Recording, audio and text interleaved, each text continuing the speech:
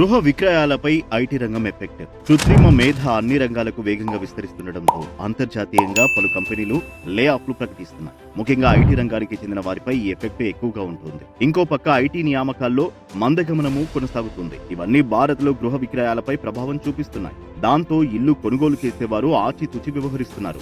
IT హబులుగా పేరున్న హైదరాబాద్, బెంగళూరు, పూణేలో ఈ ప్రభావం ఉందని నైట్ ర్యాంక్ ఇండియా తాజాగా గణాంకాలను వెల్లడించింది. 2026 మొదటి త్రైమాసికంలో ప్రధాన 8 నగరాల్లో అమ్మకాలు 4% తగ్గాయి. కొత్తగా నిర్మాణం పూర్తయిన ఇళ్ల అమ్మకాలు 2% తగ్గి 94,855కు చేరాయి. కోవిడ్ మహమ్మారి తర్వాత పుంజుకున్న ఈ రంగం మళ్లీ ఇప్పుడు మందగమనాన్ని చూస్తోందని ఈ గణాంకాలను బట్టి తెలుస్తోంది.